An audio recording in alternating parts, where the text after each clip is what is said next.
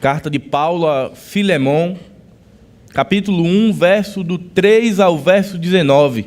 E nós vamos estar falando nessa manhã, dentro da série Graça em Movimento, e falando sobre encontros da graça, meditando e refletindo de como as Escrituras, como o Evangelho do Senhor Jesus, ele tem promovido encontros na nossa vida, encontros improváveis. A igreja do Senhor ela é um encontro de pessoas improváveis. Acredito que anos atrás, quem não conhecia o Senhor Jesus, não se imaginava estar aqui hoje de manhã. Mas graças a um encontro com a graça de Deus, graças a um encontro com a comunidade, nós estamos hoje aqui enquanto igreja. Então nós vamos meditar, refletir sobre os encontros que a graça nos proporciona. Filemon, capítulo 1, verso de 3 a 19, diz: A vocês, graça e paz da parte de nosso Deus e Senhor Jesus Cristo. Sempre dou graças a meu Deus, lembrando-me de você nas minhas orações, porque ouço falar da sua fé no Senhor Jesus e do seu amor por todos os santos. Oro para que a comunhão que procede da sua fé seja eficaz no pleno conhecimento de todo o bem que temos em Cristo. Seu amor me tem dado grande alegria e consolação, porque você, irmão, tem reanimado o coração dos santos. Por isso, mesmo tendo em Cristo plena liberdade para mandar que você cumpra o seu dever, prefiro fazer um apelo com base no amor. Eu, Paulo, já velho e agora também prisioneiro de Jesus Cristo, apelo em favor de meu filho Onésimo, que gerei enquanto estava preso. Ele antes era inútil para você, mas agora é útil, tanto para você quanto para mim. Mando-o de volta a você como se fosse o meu próprio coração. Gostaria de mantê-lo comigo para que me ajudasse em seu lugar enquanto estou preso por causa do Evangelho, mas não quis fazer nada sem a sua permissão, para que qualquer favor que você fizer seja espontâneo e não forçado. Talvez ele tenha sido separado de você por algum tempo, para que você o tivesse de volta para sempre. Não mais como escravo, mas muito além de escravo, como irmão amado. Para mim ele é um irmão muito amado, e ainda mais para você, tanto como pessoa quanto como cristão. Assim, se você me considera companheiro na fé, receba-o como se estivesse recebendo a mim. Se ele o prejudicou em algo ou deve alguma coisa a você, ponha na minha conta. Eu, Paulo, escrevo de próprio punho, eu pagarei, para não dizer que você me deve sua própria vida. Carta de Paulo a Filemon é uma carta particular de Paulo. Não é uma carta endereçada a uma igreja, mas endereçada a uma pessoa, endereçada a Filemon. E muito particular no seu objetivo. A história de Filemon e de Onésimo é uma história onde existe um senhor e um escravo. Um escravo que rouba o seu senhor, que foge da presença do seu senhor, um escravo fugitivo, vai para Roma, tem um encontro com Paulo, tem um encontro com o Evangelho e muda a sua vida. E o mais interessante é que, nesse desencontro entre Filemon e Onésimo, Onésimo foge, mas se encontra com Cristo. E aí vem o mais interessante da carta. Agora é Paulo dizendo, agora volta e se reencontra com o teu Senhor. Volta para a casa de Filemon e Paulo vai fazer esse apelo a Filemon que receba de volta esse escravo fugido. Então a carta de Paulo a Filemon fala de encontros e desencontros. Desencontros diante de um momento desagradável, diante de um furto, e um encontro que surge a partir da graça. E se nós pararmos para pensar a nossa própria vida, ela é muito semelhante. Nós vivemos de encontros e desencontros todo dia. Quem é casado aqui, eu creio que lembre muito bem o dia que teve um encontro com sua esposa. Aquele dia em que vocês se olharam e disseram, é com essa daqui que eu vou casar. Se não lembrar, vai ficar complicado, tem que lembrar. Porque é um encontro especial. Mas existem também encontros que não são tão especiais. Muitas vezes encontros em momento de dor, encontros em momento de discussão, são aqueles que nós queremos esquecer. Então, ora nós temos durante o dia encontros agradáveis que marcam nossa vida, que marcam nossa história, que a gente vai daqui a 10, 15, 20 anos, tá lembrando desse encontro como o nosso encontro com Jesus, mas tem também aqueles encontros que nós não queremos lembrar. Aqueles encontros que, se nós pudéssemos, colocávamos numa gavetinha, fechava e deixava lá inacessível. E isso acontece a todo tempo, acontece na família, acontece no trabalho, acontece na igreja. Por onde nós passamos, vivemos encontros e desencontros. E hoje, nós vivemos o tempo dos encontros virtuais. Já não precisa mais do encontro presencial. São descartáveis. Você permanece com convívio e com relacionamento enquanto aquilo lhe for útil. Depois, descarta. É muito simples. Para de seguir. Desadiciona aquela pessoa e está resolvido. Então as coisas têm ficado muito fluidas, muito líquidas. Zygmunt Bauman já falava sobre isso, que cada vez mais a sociedade ela é líquida, ela escorre pelas mãos.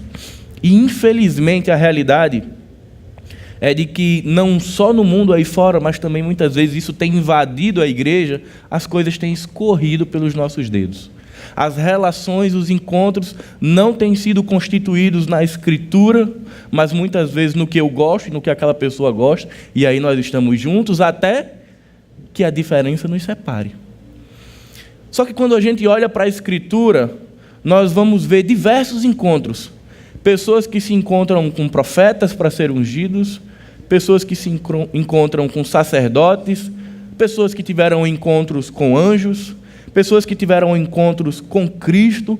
A Bíblia está o tempo inteiro dizendo, olha, povo de Deus, vocês vão se encontrando. E isso é improvável. Pessoas distintas, de famílias diferentes, pensamentos diferentes, vão se encontrando e se encaixando e dando forma ao corpo de Cristo. E nós temos que lutar contra algo que é inerente ao nosso ser, que é de caminhar sozinho. E isso é uma verdade do século presente. Cada vez mais as pessoas têm se enclausurado na solidão, na depressão, numa vida centrada em si mesmo e preferem viver assim do que viver em comunidade. Só que quando a gente olha para a Escritura, a gente não vê espaço para uma vida sozinha. No mínimo, homens que passaram um tempo só na caminhada, eles tinham um encontro com Deus. E esse encontro com Deus os levava a um encontro com a comunidade. Estar aqui nessa noite, nessa manhã, enquanto igreja, é um desafio para cada um de nós. É um desafio a aprendermos a andar juntinho. Quem já andou de coletivo ou no circular na UFRN vai saber o que é ter um encontro. Ali tem espaço para o pé direito. Se você levantar o esquerdo, perdeu. E ora você pisa em alguém, e ora você pisa em alguém, mas eu ainda não vi ninguém no circular que diga, motorista, pare que eu quero descer porque pisaram no meu pé. Eles entendem que para chegar lá em CT ou qualquer outro departamento, tem que ir pisando uns aos outros até que chegue. Só que às vezes, quando isso é no relacionamento, quando isso é no encontro de pessoas, para o ônibus eu desço, porque pisou no meu pé. E o que Paulo está propondo para Filemão nessa carta é, olha, Onésimo, ele pisou no seu pé, mas recebe ele de volta, porque ele teve um encontro com a graça de Deus. E era sobre isso que nós vamos falar nessa manhã, sobre encontros com a graça. O pastor Arthur falou na semana passada de que muitas vezes quando nós passamos a contemplar a graça, muitas vezes isso nos coloca numa condição passiva. Parece que nós estamos quietos vendo a graça agir e nós não temos um papel. E muito pelo contrário, a relação entre cristão, discípulo e graça é uma relação ora passiva, sendo moído, quebrado pela graça, refeito, e ora ativo, sendo enviado, sendo vocacionado pela graça para impactar o mundo. Então, ora eu estou sendo passivo na graça e ora eu estou sendo ativo na graça. E o que Paulo estava falando era exatamente sobre isso. E hoje, as ciências humanas vão tentar decifrar uma coisa chamada relacionamento social. Tem na igreja relacionamento social? Tenho. Só que existe um grande dilema entre o mundo, como a gente o vê, e entre a igreja. Eu queria reduzir a ideia de relacionamento e de relações a duas vertentes, e as duas estão no texto de Filemão. Relações de poder. Filemão, enquanto senhor de Onésimo, ele tem ali uma relação de poder sobre ele, de autoridade, de domínio sobre ele, mas posteriormente, enquanto cristão, ele passa a ter uma relação de graça com Onésimo. E o que eu queria meditar no início dessa mensagem hoje é exatamente o primeiro ponto, relações de poder. Precisamos perceber que por trás de cada página das Escrituras existia um contexto muito particular. E talvez você se pergunte, poxa, na Bíblia tinha um caso de escravidão. Onésimo, um escravo de Filemão, mas Filemão um homem de boa reputação, um homem reconhecido pela igreja da época, mas ele era Senhor. Como pode isso? Uma relação de poder dentro do texto. Isso é muito particular das Escrituras. Toda a construção da antiga aliança, até esse movimento da graça através de Jesus Cristo, ele tem uma estrutura social, uma estrutura verticalizada. E eu estou falando isso porque muitas vezes, enquanto igreja, enquanto crente, enquanto discípulo, nós somos tentados ainda a viver relações verticais. Relações onde existe alguém que está no topo da pirâmide e alguém que está na base da pirâmide. Relações onde tem uma estrutura definida, rígida, onde ninguém se movimenta, onde existem pessoas mais espirituais, menos espirituais, com melhor formação, com menor formação, com mais dinheiro, com menos dinheiro. Isso não existe dentro da igreja do Senhor. Mas existe dentro do contexto de Israel, dentro do contexto judaico, isso era presente. Existiam pessoas que se portavam dessa forma. Existia uma diferenciação hierárquica dentro da sociedade. E é isso que está por trás de Filemão. E o mais instigante é que Paulo não questiona essa relação de poder. Ele não vai combater a escravidão no texto de Filemão. Ele vai falar sobre graça ao coração de Filemão. Ele não perde tempo discutindo questões sociais especificamente, mas ele investe falando sobre amor, no constrangimento que o evangelho causaria a essa relação. Você imagine, você tem o poder de definir algo, mas a graça o constrange a abrir mão dessa sua autoridade. Eu saio de uma relação vertical e passo para uma relação horizontal, a um relacionamento de graça. Vejamos o que Plínio vai relatar sobre uma situação de escravidão. Ele vai dizer: o escravo estava levantando uma bandeja com jarros de cristal ao pátio. Caiu-lhe um e se quebrou. Nesse instante, Pólio ordenou que o escravo fosse jogado no lago para ser comido por piranhas. Veja só o poder dessa relação no Antigo Testamento e que ainda está presente aqui no início da igreja. Se eu, Senhor, me aborrecesse com meu escravo, joga ele para ser comido por piranhas. Eu entrego a vida dele aos animais. Eu tenho poder sobre ele, eu sou o Senhor sobre ele. E nessa relação de Filemão e Onésimo, ele também tinha essa autoridade, se ele o quisesse. Ele poderia, com um coração cheio de amargura, dizer: olha, você fugiu, você me roubou, e agora você vai pagar. E isso era uma perspectiva que estava presente na cultura. Mas a graça vem para dizer que nós somos seres culturais, sim, a gente tem aprendido isso aqui na igreja, mas nós somos seres que têm uma cultura maior, que é uma cultura do céu, uma cultura da graça, que nos move, muitas vezes, num sentido contrário. Eu não sei se nós temos gestores aqui na igreja, ou empresários, ou alguém que realmente tenha dentro da sua profissão uma relação de poder constituída. Mas independente do papel que você tem na sociedade, do papel que eu tenho na sociedade, nós somos discípulos de Jesus. Nós fomos chamados para viver relações de graça e não relações de poder. Mas Paulo, eu sou um gestor, eu tenho uma equipe de 30 pessoas sob minha responsabilidade. Como que eu vou administrar isso? Com graça.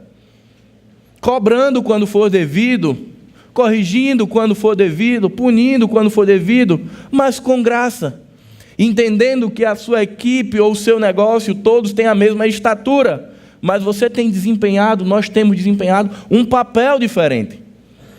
Muitas vezes nós vamos entrando, nos emaranhando nessa realidade de poder e não vamos percebendo que vamos deixando a graça em casa e vamos estabelecendo relações de escravidão na prática, relações de diferenciação social, onde eu posso subjugar o meu irmão, a minha família, o meu amigo, o meu colega de trabalho.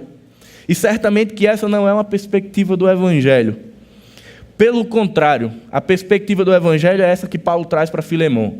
É uma perspectiva de relações de graça. E pensar relacionamento, pensar encontros com a graça, encontros de graça, é muito simples. é nós pararmos e fazermos uma pergunta: o que eu recebi de graça? O que a graça me deu? O que Jesus me deu? Então eu vou parar e vou perceber: Jesus me deu isso. Então o que Ele espera é que eu oferte ao mundo aquilo que Ele me deu.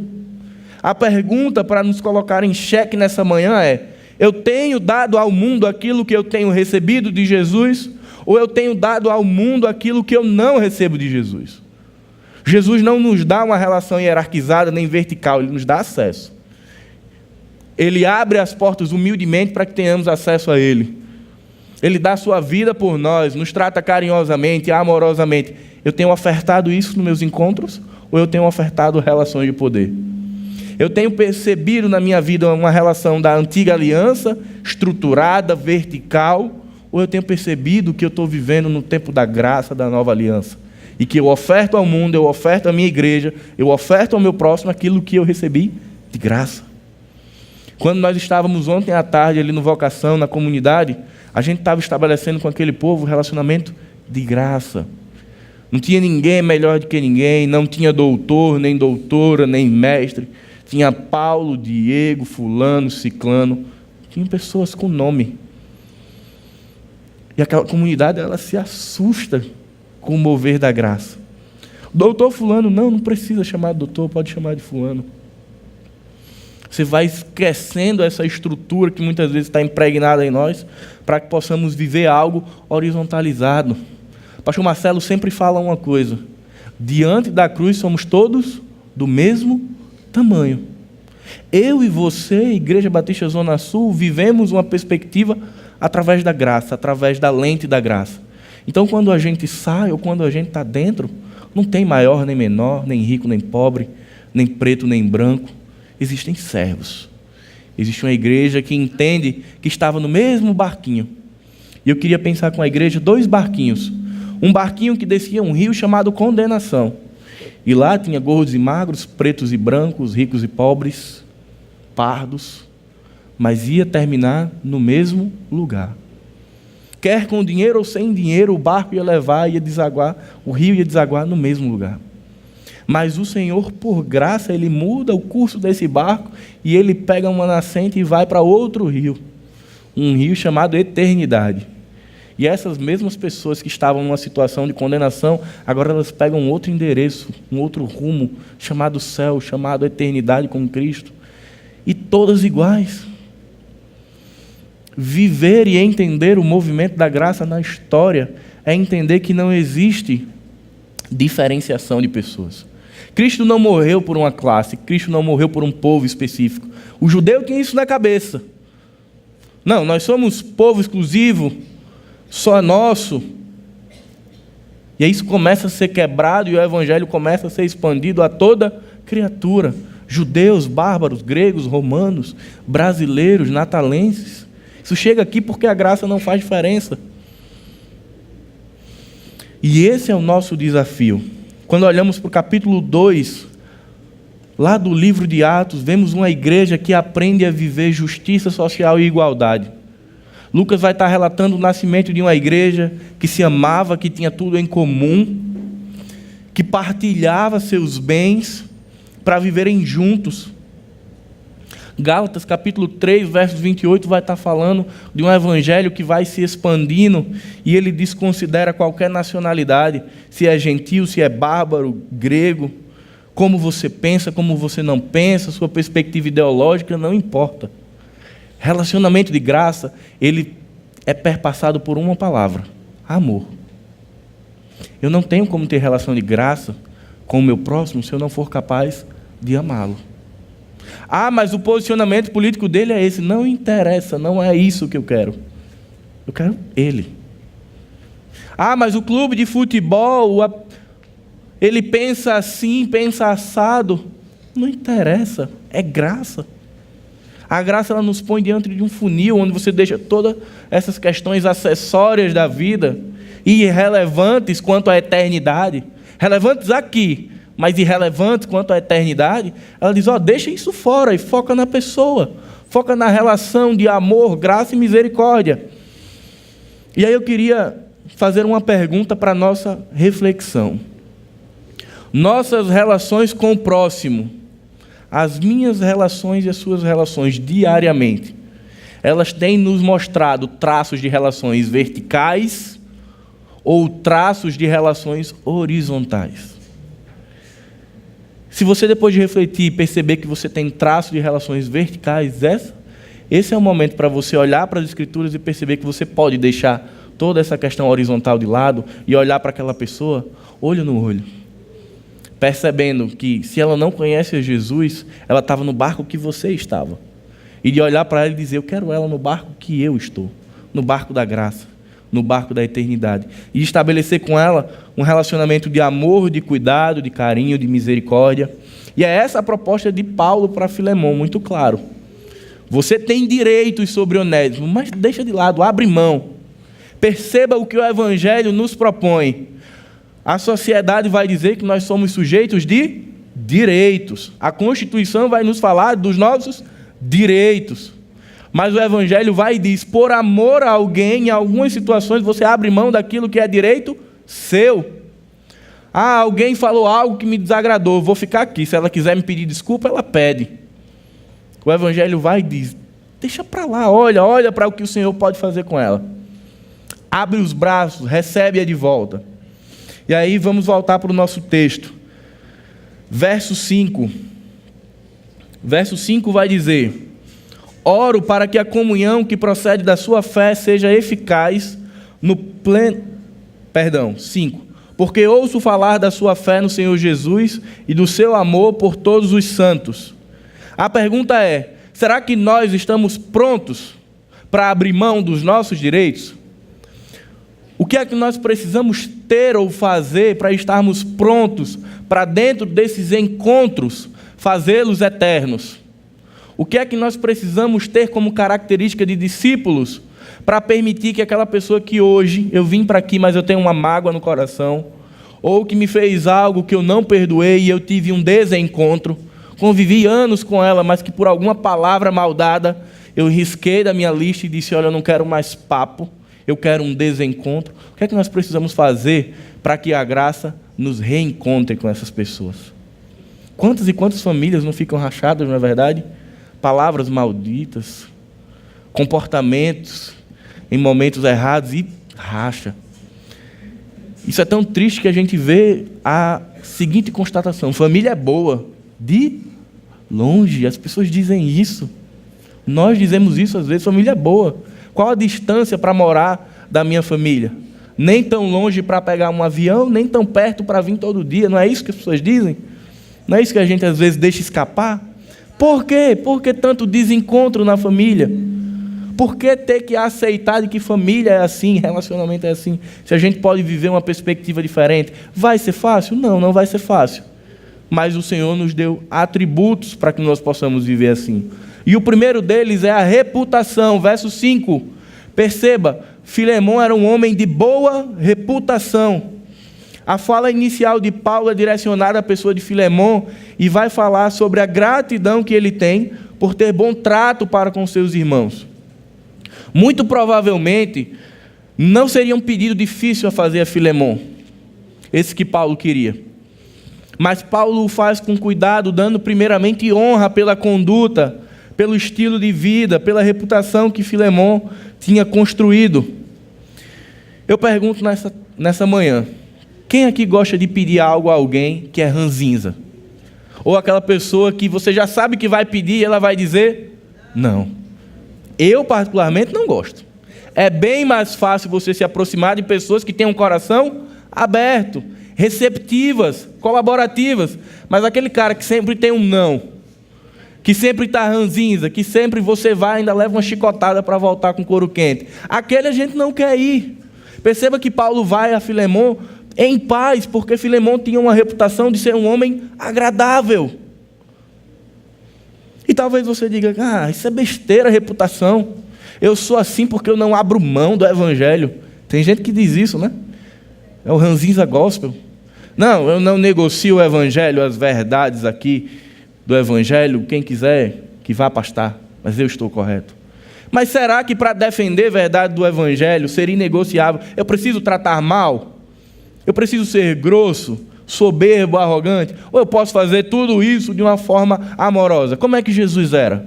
Ele defendia as verdades do Evangelho, mas através do amor, da graça e da misericórdia. E ele não negociava esses princípios, mas ele fazia isso de bom grado e de bom coração. Provérbio 22, versículo 1 diz o seguinte: a boa reputação vale mais que grandes riquezas. Desfrutar de boa estima vale mais que prata e ouro. No meu dia a dia, na minha prática, no meu trabalho, na minha família, o quanto que as pessoas se sentem confortáveis em conversar comigo ou pedir algo. Quem aqui já viu a seguinte cena? Tem um homem aqui, e você vem e diz: tem como você falar com ele ali para mim, por favor? Você quer mais ir? Eu não vou lá não, porque se eu for, é melhor nem ir. Se a pessoa disser: não vou não, você diz: então tá bom, deixa para lá, né? Porque aquela pessoa tem um coração de pedra, um coração duro. Será que isso tem acontecido no nosso dia? As pessoas têm tido prazer em nos procurar ou elas têm tido desprazer? As pessoas têm olhado para nós e têm visto aquilo que o Evangelho chama de luz do mundo e sal da terra, candeeiro das nações, ou têm visto alguém pelo qual ela não quer nem se aproximar? Talvez a gente pense: não, isso não é tão importante. Isso é muito importante. A nossa reputação vai dizer muito sobre quem nós somos. É a percepção que os outros têm de nós.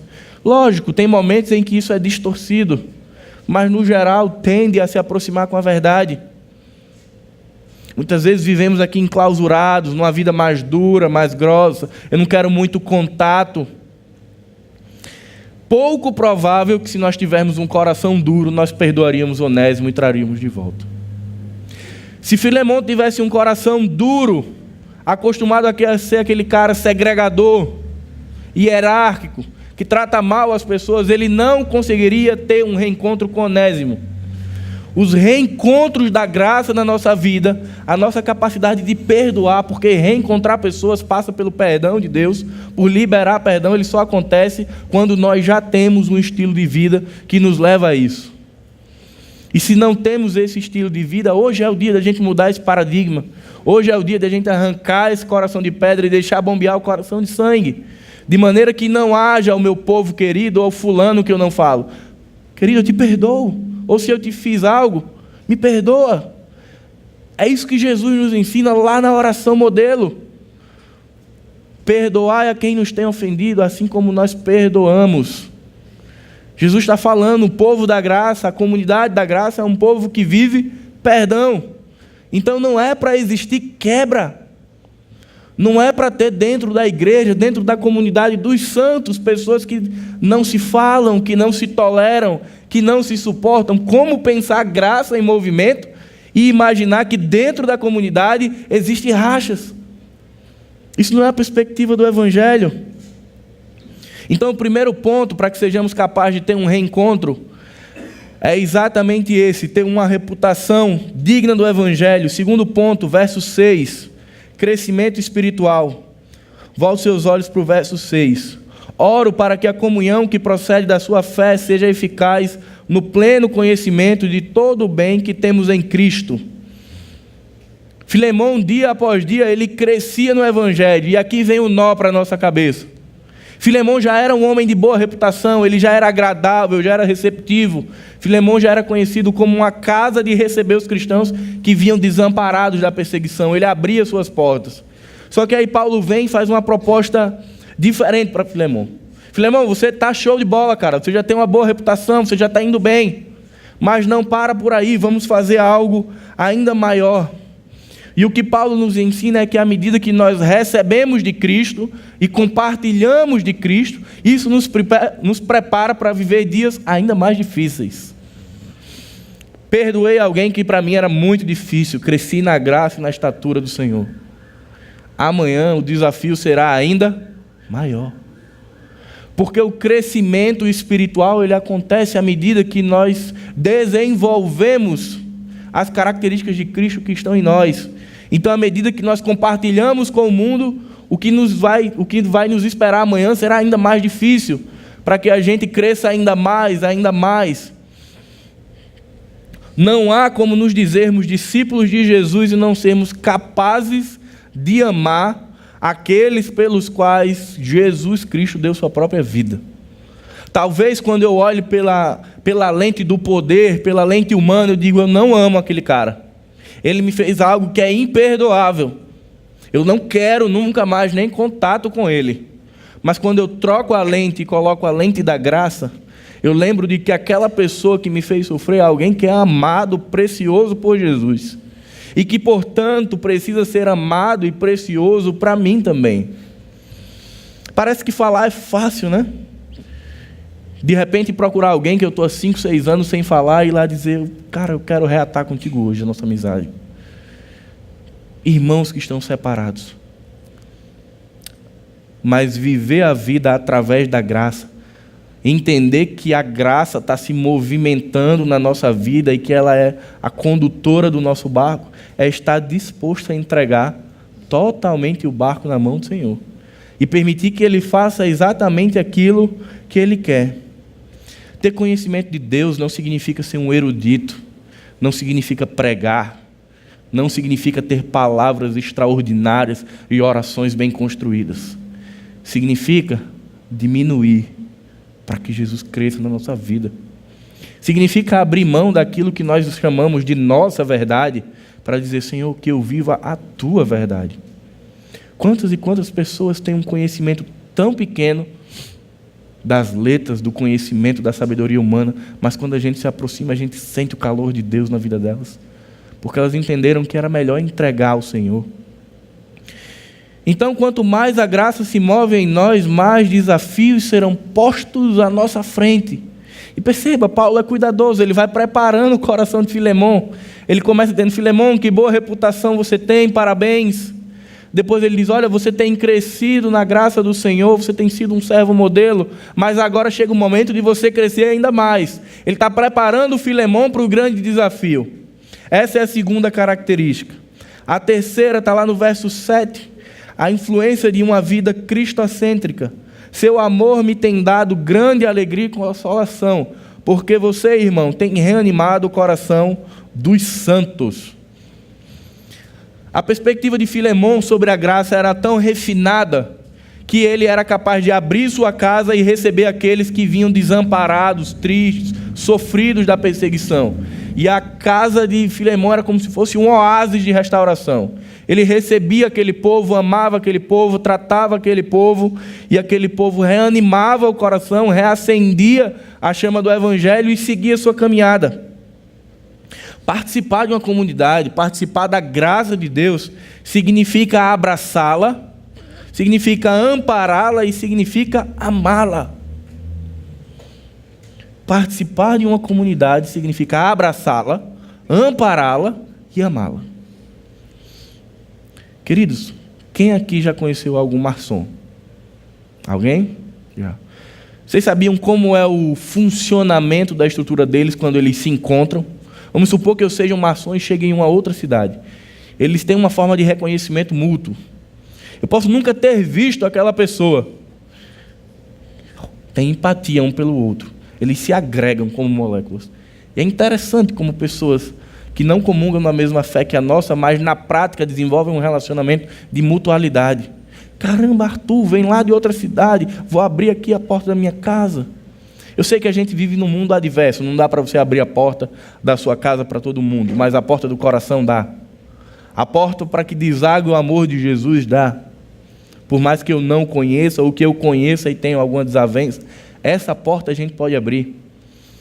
Convictos de que dentro dessa porta tem Jesus na nossa vida, e que Ele guarda o nosso coração e nos habilita a amar essas pessoas. Então não tem como participar de uma comunidade sem saber que haverá desavenças, problemas, ruídos, pisadas no pé, mas que isso faz parte do processo. Isso faz parte da caminhada. A caminhada é longa, a jornada é longa. Durante essa caminhada haverão percalços. Mas de entendermos que existe algo que nos liga. Parece às vezes que aquilo que nos liga é tão simples, rapidamente se desfaz. Às vezes é uma crítica que é suficiente para que se rompa um relacionamento. E eu fico olhando para a minha vida e dizendo, caramba, como era fraca isso que eu pensava que era tão forte. Uma palavra e acabou. Só que as relações dentro da igreja e as relações que nós fazemos com as pessoas, elas têm que estar alicerçadas no sangue de Jesus. Se o meu relacionamento, se o meu encontro com cada um de vocês, ele é por meio de Jesus e não por meio de nós mesmos, ele é inquebrável. Porque ainda que a gente se machuque na caminhada, existe algo que nos liga, chamado graça de Deus, sangue de Jesus, que impede que a relação seja destruída. Essa é a perspectiva, isso é o que um coração de um discípulo precisa ter para estar pronto para um reencontro. Lá no verso 8, Paulo vai dizer, por isso, mesmo tendo em Cristo plena liberdade para mandar que você cumpra o seu dever. 9, preciso fazer um apelo com base no amor. Eu, Paulo, já velho e agora também prisioneiro de Jesus Cristo. A graça, ela promove reencontros. Quando o Senhor coloca essa mensagem no meu coração, Ele traz isso porque eu precisava reencontrar uma pessoa que tinha me machucado e que eu ainda me relacionava com ela. Mas aquele relacionamento o mínimo possível. Oi, tudo bem? Como é que você está? Da minha família. E quando eu começo a olhar para Paulo falando para Filemão de uma graça que encontra pessoas e de repente ele diz, você vai reencontrar alguém que você perdeu. Onésimo errou, te roubou e foi embora. Por um longo tempo, Paulo vai dizer no texto, Onésimo esteve como perdido para você. Mas agora ele te reencontra para estar achado para sempre. Não só como escravo, como servo, mas como irmão em Jesus. Queridos, nessa manhã, a minha oração é que se no nosso coração, no seu coração, existe alguém pelo qual você perdeu durante a caminhada, que você possa se alicerçar no que Paulo vai falar agora e promover um reencontro. Que você possa testemunhar do que uma graça em movimento é capaz de fazer. Nós vivemos um reencontro aqui na igreja esse ano espetacular. Quem não lembra do pai de Tacinha? Tendo um encontro com Cristo, que promoveu um reencontro com a esposa. Quantos anos depois? É disso que Paulo está falando. É dessas barreiras que parecem por demais grandes, mas que para a graça não são. E ele promove improvável. Isso chama-se poder de Deus, ação de Deus na história do homem. E não é porque eu tenho um problema com A, com B ou C, 2 meses, 2 anos, que agora não dá mais para restabelecer. Dá sim. O alicerce do pedido de Paulo está no amor. Perceba que Paulo diz assim, olha, eu poderia lançar mão da minha autoridade apostólica e dizer, Filemão, recebe Onésimo. Mas ele diz, eu prefiro usar um outro caminho. Perceba, Paulo diz, olha, eu tinha a opção de ser vertical. Eu tinha a opção de dizer, Filemão, faça. Relação de poder. Mas ele diz, eu não quero essa relação. Eu quero relação de graça. Eu prefiro apelar ao amor. Eu prefiro apelar de modo que você faça isso, não por constrangimento, mas por vontade própria. Paulo abre mão de qualquer autoridade para dizer, Filemão, somos eu e você, vamos lembrar daquilo que Cristo fez por nós, que você receba Onésimo por amor. 1 João, capítulo 4, versículo 9, 10 e 11, diz o seguinte, foi assim que Deus manifestou o seu amor sobre nós, enviou o seu Filho unigênito ao mundo para que pudéssemos viver por meio dele. Nisto consiste o amor, não que nós tenhamos amado a Deus, mas que ele nos amou e enviou o seu Filho como propiciação pelos nossos pecados. Amados, visto que Deus assim nos amou, nós também devemos amar uns aos outros. João está dizendo, olha, não existe outro viés de comunicação a não ser pelo amor. E ele usa uma premissa que não nos deixa escape. Ele diz, olha, visto que o Senhor nos amou, então eu devo fazer o que para com o próximo? Amá-los. O sacrifício de Jesus, ele foi completo e foi por todas as pessoas. Então aquilo que o Evangelho espera de mim como retribuição no mundo é, ame também a todas as pessoas. Jesus é muito contundente com os fariseus quando ele diz assim, olha, vocês estão pensando que vocês fazem grande coisa porque vocês amam aqueles que vos amam? Isso não vale nada. O desafio é você amar o seu inimigo. E isso é muito contundente no meu e no nosso coração. É agradável demais fazer um churrascão no domingo com os nossos amigos. É prazeroso, é gostoso. É bom viver essa vida em comunidade. Mas é pouco para o Evangelho, é pouco para alguém que foi alcançado e remido pelo sangue de Jesus. A nossa missão é ir além do que as pessoas que não conhecem a Deus são capazes. É capaz de dizer, alguém que não conhece a Deus fala assim, eu não perdoaria, mas o cristão vai lá e diz, eu perdoo. Ano passado, eu não sei quem acompanhou no Jornal da Record, um caso em que uma mãe teve sua filha assassinada e ela teve um reencontro meses depois com o assassino na cadeia, eu não sei quantos viram. E aquela mulher disse, olha, o que você fez jamais sairá do meu coração. A marca que você deixou na minha vida, ela jamais será apagada, mas eu te perdoo, porque eu quero que o Senhor te perdoe.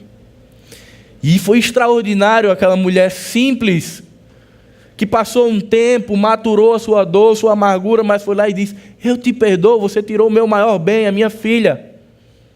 Porque ela entendeu que se ela recebeu o amor e perdão de Deus, ela tem que levar isso. Será que foi fácil para aquela mãe? Não foi. Eu imagino um coração dilacerado. Mas ela disse, eu preciso me submeter às Escrituras. Eu preciso ir além do que o natural prevê. Eu vou lá e vou derramar amor sobre aquele homem.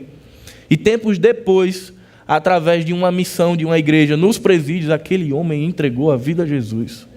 E eu creio que a transformação da vida dele começou por aquela mulher que colocou brasas na cabeça dele. E eu imagino aquele homem se remoendo e dizendo, como essa mulher me perdoa? De onde vem esse amor? Até que ele encontrou esse amor. Ele ainda cumpre pena. Porque o Evangelho, ele não vai apagar as consequências, mas ele vai mudar a história. Ele está preso, mas ele está livre com o Senhor. Versos 12 e 13 vai falar a respeito do fato de que esse reencontro era de alto risco para Onésimo. Paulo podia pensar, poxa, se eu mandar Onésimo de volta, Filemão pode não ter amor e graça e pode puni-lo severamente, ou pode pedir a sua morte ou condená-lo. E por que Paulo se dispõe a correr esse risco? Lembram do início da mensagem? Eu vou querer pedir algo a alguém que eu não acredite que ela vai dar, ou que seja ranzinza, soberbo, desagradável. Paulo manda, com esse alto risco, Onésimo de volta para Filemão, porque ele acreditava na vida cristocêntrica de Filemão. Mesmo com o risco, ele sabia que Filemão ia abrir mão dos seus direitos para receber Onésimo de volta. Era um risco a se correr, mas Paulo acreditou na reputação, no crescimento espiritual e na vida cristocêntrica de Filemão. E isso faz com que ele diga, volta. Isso faz com que ele se comunique com Filemão e diga, ó, prepara o teu coração e recebe a este homem que hoje é parte de mim. Paulo diz, olha, Onésimo hoje, aquele que era inútil, tornou-se útil à causa de Cristo, tornou-se útil para mim que estou preso, mas eu estou mandando uma parte do meu coração para você, Filemão. Recebe-o como se você recebesse a mim. E aí a gente pode perguntar, será que Filemão recebeu? O texto é enigmático, porque ele não vai dizer no final se Filemão recebeu ou não recebeu. Mas os historiadores, e eu compactuo com eles, eu acredito que Filemão recebeu.